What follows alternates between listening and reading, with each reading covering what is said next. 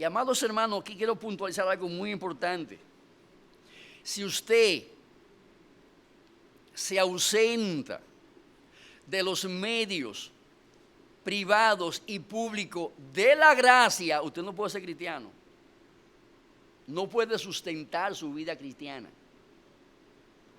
Porque así como usted no puede vivir físicamente, si se abstiene de comer y de beber, así tampoco usted podrá subsistir espiritualmente si usted se sustrae, si se aparta, si se aleja de los medios privados y públicos de gracia. Si usted deja de oír sermones de la palabra de Dios, vamos a ser específicos. Si usted deja de leer la Biblia, si usted deja de orar, si usted deja de congregarse, usted puede llegar a ser un buen impío, pero no un buen cristiano. Eso es imposible. Usted se puede convertir en un buen impío, claro que sí. Pero buen cristiano, sin esos medios de gracia, jamás. Porque usted puede seguir viviendo desde el punto de vista físico, pero no desde el punto de vista espiritual. No desde el punto de vista espiritual.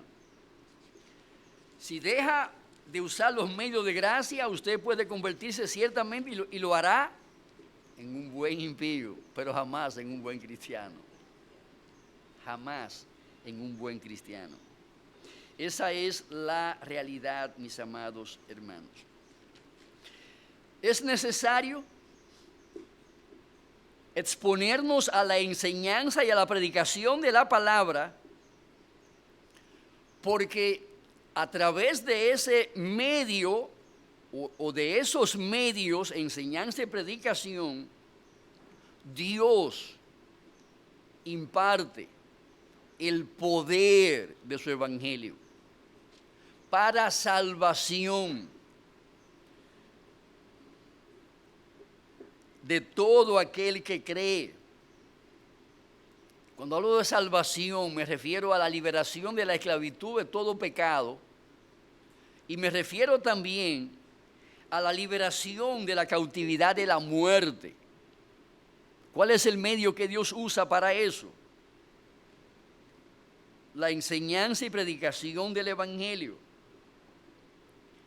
Pero además, mis amados hermanos, la predicación es el medio que Dios emplea para impartirle al hombre el nuevo nacimiento.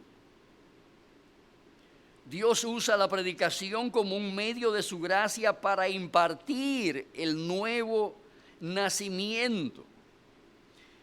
Y amados hermanos, ciertamente hay una salvación inicial, hay un nuevo nacimiento inicial, pero hay muchas áreas de la vida del hombre que deben de continuar en ese proceso de regeneración.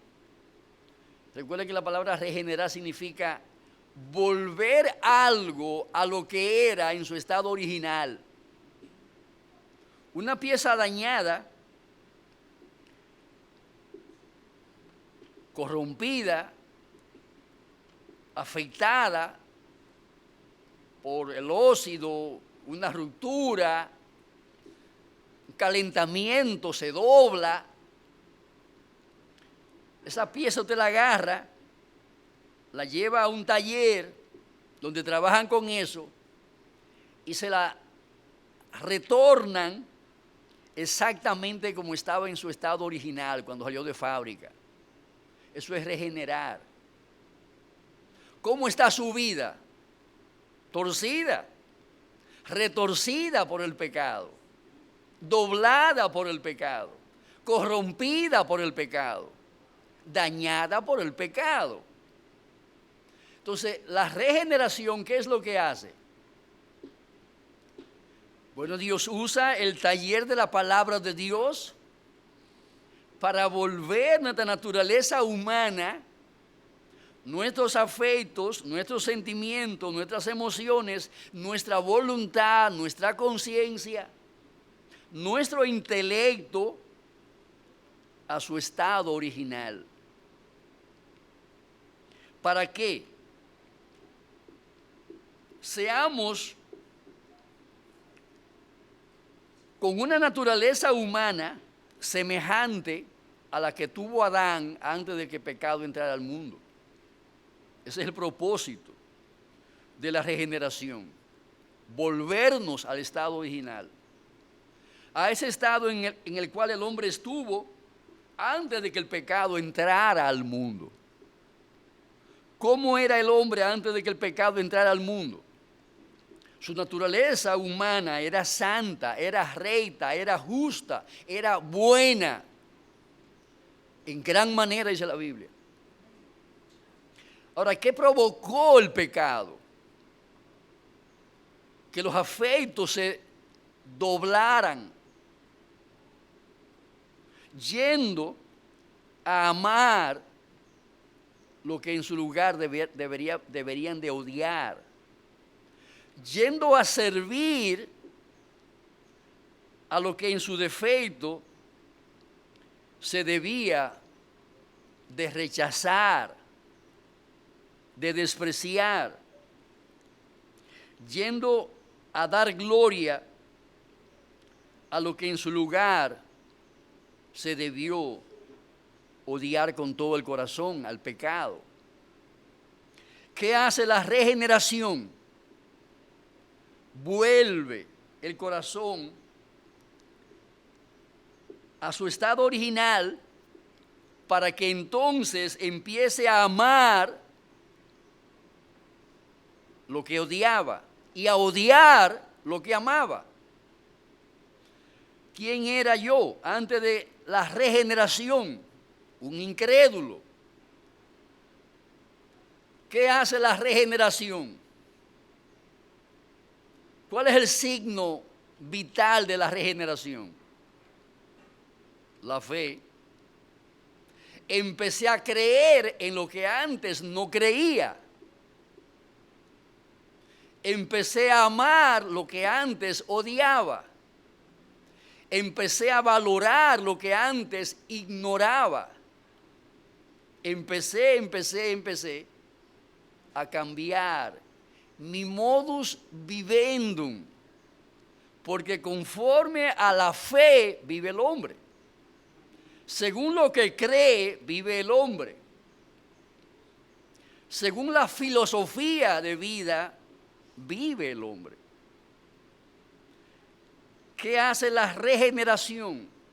Cambia. Hace un cambio. El que era un incrédulo se convierte en un creyente. El que era un ateo se convierte en un hombre de fe. El que era un agnóstico se convierte en un hombre de convicciones sólidas, dominantes,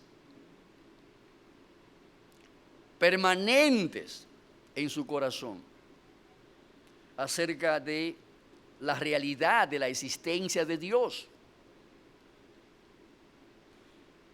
El hombre que antes no creía en la resurrección, ahora cree en la resurrección.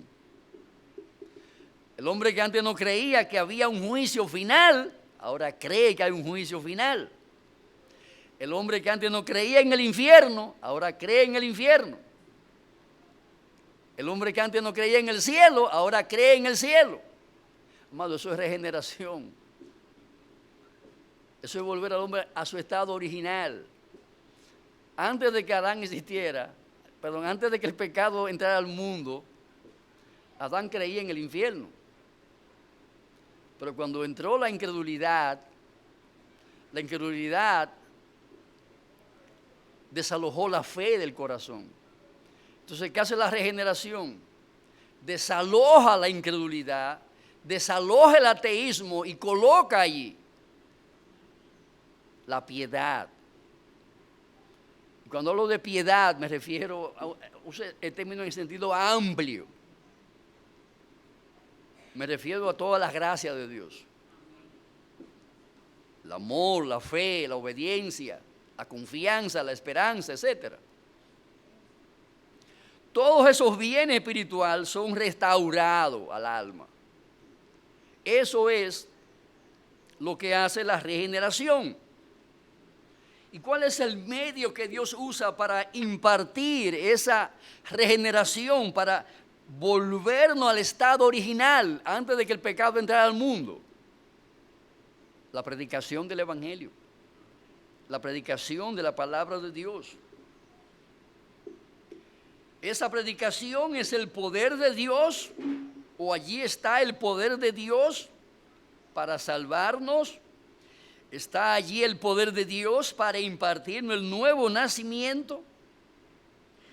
Pero una cosa también interesante, hermano, que nos provee la enseñanza y la predicación de la palabra de Dios es la sabiduría de Dios. La sabiduría de Dios es impartida cuando nos mantenemos constantemente expuestos a la enseñanza y a la predicación del Evangelio. Como bien lo expresa el apóstol Pablo en 2 de Timoteo capítulo 3. 2 de Timoteo capítulo 3.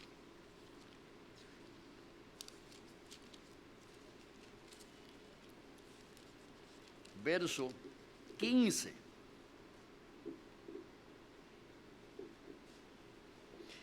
Y desde la niñez has sabido las Sagradas Escrituras, las cuales te pueden hacer sabio para la salvación por la fe que es en Cristo Jesús. Toda la Escritura es inspirada por Dios y útil para enseñar, para redarguir, para corregir, para instruir en justicia, a fin de que el hombre de Dios sea perfecto, enteramente preparado para toda buena obra. Y amados hermanos, este pasaje es un pasaje descriptivo del efecto que hace la Biblia cuando la misma es enseñada y predicada. Lo primero es que ella hace al hombre sabio para la salvación. Sabio para la salvación. ¿Y en qué consiste esa sabiduría que imparte la palabra de Dios? Bueno, los versos 16 y 17 enseñan en qué consiste esa sabiduría que imparte la palabra de Dios. Ella es útil para enseñar. La Biblia nos enseña ¿a qué? A enseñar. Nos enseña a enseñar la palabra de Dios. Ella es una escuela, en otras palabras. ¿Qué es la Biblia? Una escuela donde se nos enseña a enseñar. ¿Qué se nos enseña a enseñar o qué debemos de enseñar? La ciencia de Dios, la teología de Dios, la revelación de Dios, los decretos de Dios. Ella es útil para enseñar, para redarguir. ¿Qué significa la palabra redarguir? Significa convencer. Para convencer. También para corregir. Para instruir en justicia.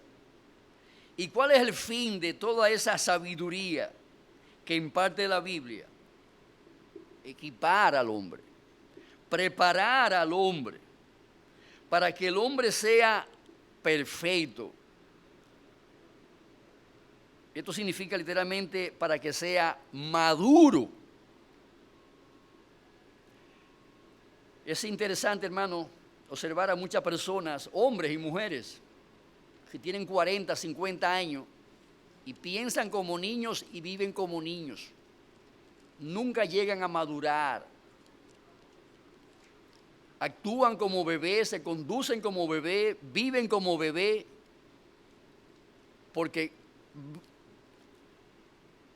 su madurez orgánica le llegó, su madurez biológica le llegó, pero su madurez de aquí, su madurez intelectual,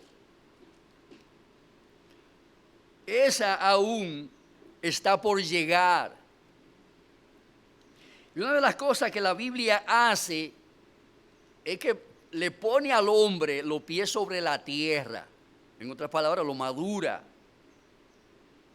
Pablo habla de sí mismo y dice, cuando yo era niño, hablaba como niño, pensaba como niño, obraba como niño. Pero cuando ya fui adulto,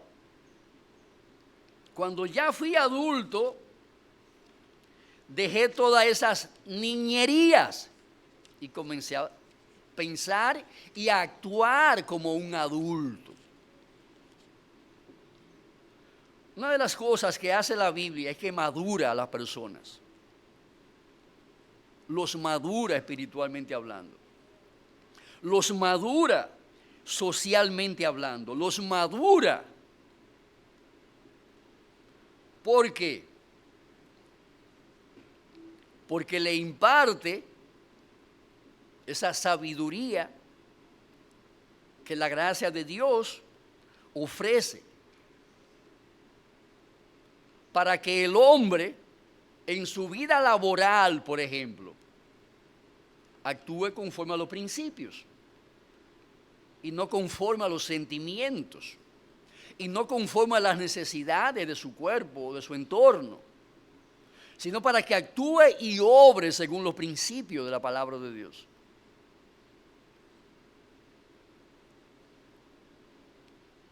¿Cuántos años tiene la palabra de Dios?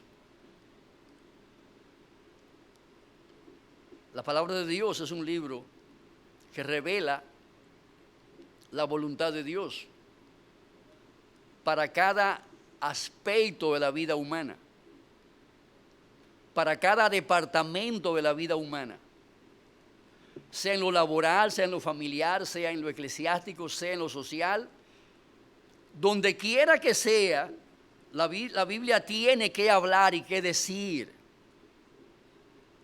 para que el hombre viva y actúe conforme a ¿qué? A la mente madura que Dios tiene sobre todas las cosas.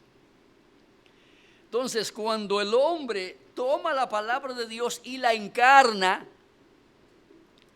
actúa con madurez ante los problemas, ante las necesidades, ante las luchas, ante las tentaciones,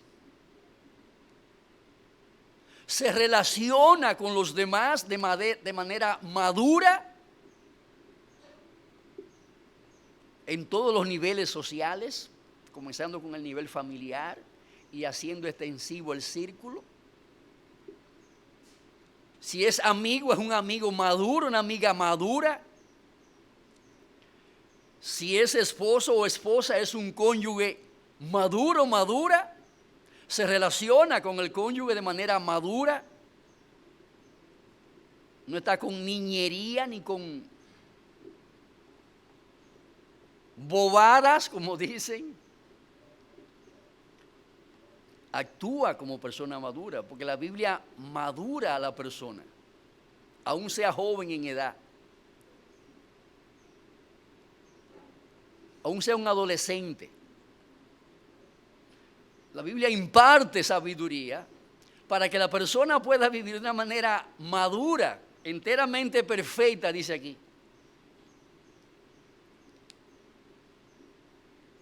Enteramente perfecto. O sea, enteramente maduro, madura, de cara a las demandas de la vida, a las necesidades de la vida. Ahora, cuando la persona actúa de manera madura de cara a los problemas, necesidades y circunstancias, ¿cuándo? cuando le da las respuestas de Dios a esos problemas, a esas necesidades, a esas circunstancias que está atravesando. ¿Cuándo metemos la pata en la vida cotidiana? Cuando nos apartamos de esos principios que Dios nos ha dado para que actuemos de manera madura, responsable y provechosa, naturalmente. Y provechosa. La palabra nos imparte esa sabiduría que nos permite vivir de una manera madura aquí en la tierra. Que nos permite relacionarnos de una manera madura en todos los niveles, comenzando con el vínculo familiar, el más cercano, el que hay entre un esposo y una esposa. Ahora, cuando el hombre o la mujer se apartan de esa sabiduría que le lleva a vivir con madurez, que le lleva a mantener relaciones maduras, ¿qué se produce? Situaciones de inmadurez, reacciones de inmadurez, actuaciones de inmadurez y crisis, naturalmente. Por eso es tan importante exponernos a la enseñanza de la palabra de Dios, a la predicación de la palabra de Dios, porque es un medio de gracia para impartir sabiduría, sabiduría que nos lleva a la madurez espiritual, a vivir con madurez espiritual, a responder con madurez espiritual a los problemas y adversidades que la vida ofrece. Por eso, la predicación y la enseñanza de la Biblia es un medio público de gracia. Es un medio público de gracia. Ella nos imparte la sabiduría que nos lleva a la madurez en la vida cristiana. Ella tiene el poder para edificarnos. Y la palabra edificar es una palabra tomada del lenguaje de la ingeniería, de la construcción de casa. Es tomada de ese contexto, edificar. Cuando nos mencionan la palabra edificar, inmediatamente viene a nuestra mente la imagen. ¿De qué? De que están haciendo una casa, de que están haciendo un edificio, de que están haciendo una construcción para algún tipo de uso. ¿Qué es la edificación? Bueno, la edificación es ese proceso mediante el cual se lleva a cabo una obra con un fin específico. Si es una casa, si es un edificio para iglesia, si es lo que sea, tienes ciertas especificaciones según las necesidades y la demanda del que mandó a construir. La palabra de Dios nos edifica. Y la imagen que da esa expresión, o lo que revela esa expresión, es que cada creyente es un templo que está siendo edificado para morada de Dios. Es lo que Pablo dice aquí en 1 Corintios, 2 Corintios capítulo 6.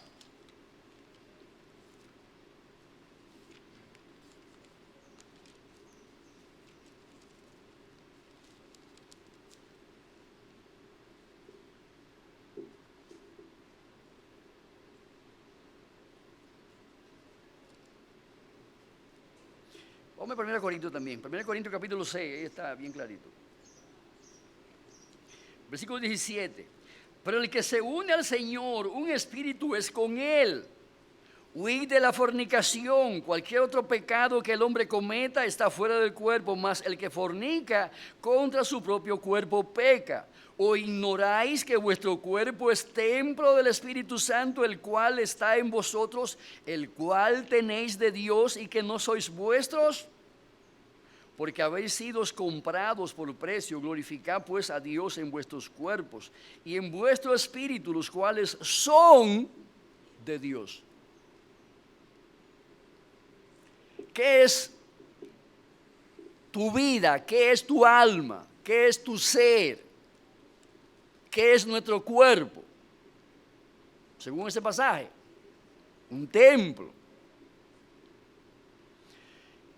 Los medios de gracia tienen como finalidad edificarnos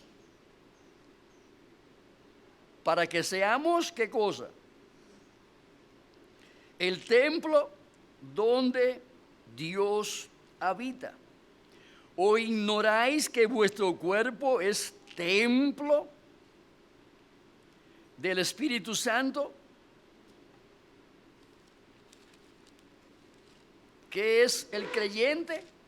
Un templo del Espíritu Santo. Capítulo 3, versículo 16, 1 Corintios. ¿No sabéis que sois templo de Dios y que el Espíritu de Dios mora en vosotros? ¿Qué es el creyente? Un templo donde mora, ¿quién? El Espíritu de Dios. El creyente es edificado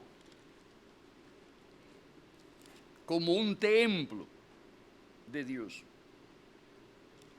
Como un templo de Dios. ¿Qué es tu cuerpo? Según Pablo, es un templo. Un templo en donde mora el Espíritu de Dios. Segunda de Corintios, capítulo 6.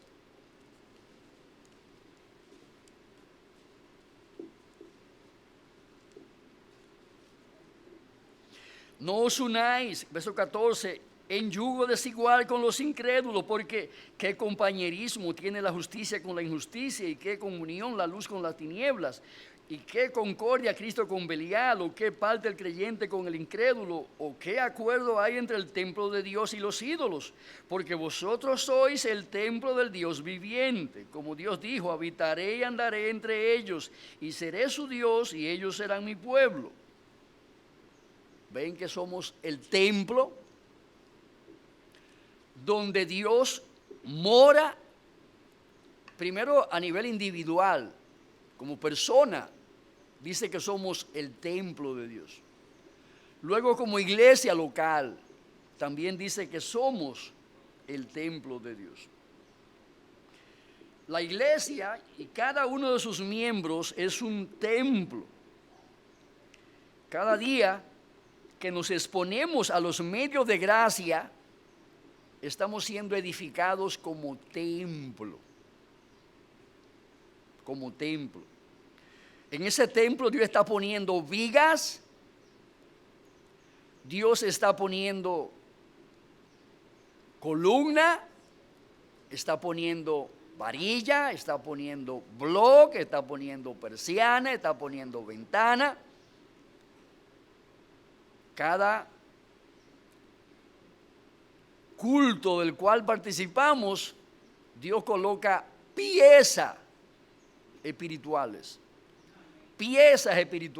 para formar ese templo.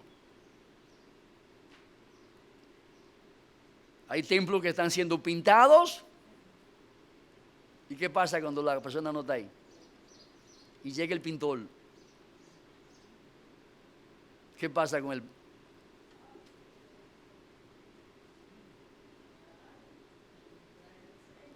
el cuadro que tu vida representa?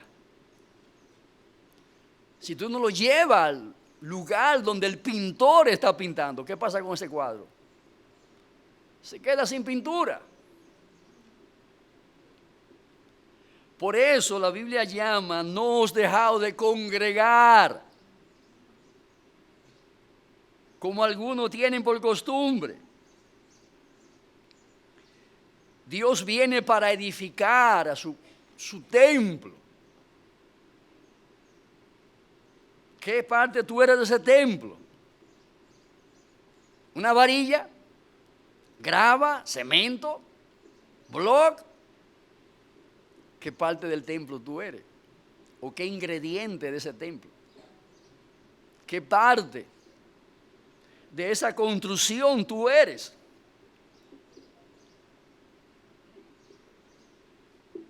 ¿Qué es la vida tuya? Parte de ese templo que Dios está edificando. Parte de ese edificio espiritual que Dios está edificando. ¿Qué medio usa Dios para edificarnos? La predicación y la enseñanza de la palabra de Dios. Esas son sus manos con las que Él está haciendo el trabajo en nuestras vidas. Esas son sus manos. Ese medio Dios lo usa para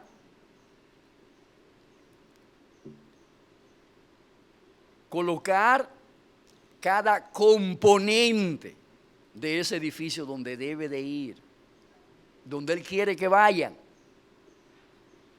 donde le hemos de dar gloria, honra y honor a Él.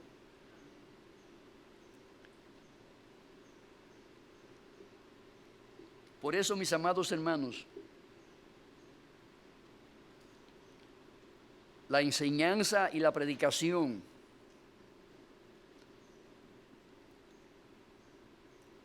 deben ser parte esenciales de nuestra vida de piedad. ¿Recuerda? Es ahí donde está el poder de Dios, donde reposa, donde se imparte el poder de Dios. Es allí donde Él imparte el nuevo nacimiento, es ahí donde Él imparte la sabiduría. Es allí donde está el poder para ser edificados. Que Dios nos conceda ver la importancia que tiene esto, el valor que tiene esto. Para nuestra vida aquí, en la tierra, y para nuestra vida allá, cuando nos vayamos. Allí posiblemente muchos tengan que darse en el pecho por haberse ausentado tantas veces sin necesidad de un culto.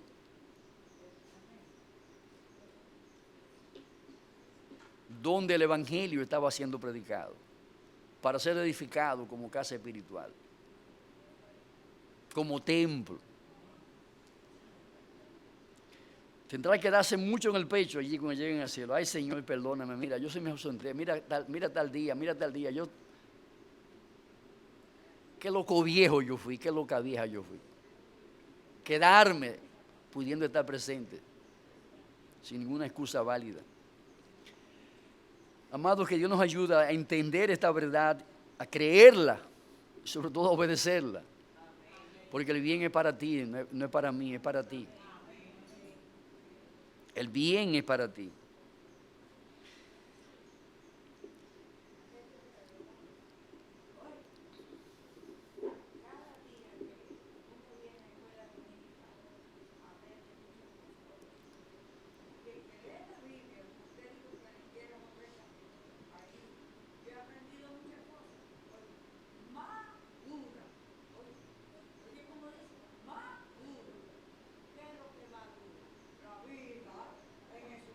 Así es. Entonces ahí viene tentación. ¿Y cómo podemos desbaratarla? Porque somos maduros y vivimos más. Claro. Yo soy testigo de eso, 89 años. Amén, amén. Y me dicen la quinceañera en una congregación que yo nací. Pero no. Aquí yo me he profesionado. Amén, amén. Vamos a orar. Te damos gracias, oh Dios, por tu palabra que hemos traído en esta mañana. Ayúdanos a entender estas verdades bíblicas. sobre los medios de gracia, Padre. Bendícenos en esto, te lo rogamos para tu gloria, en el nombre de Jesús. Amén.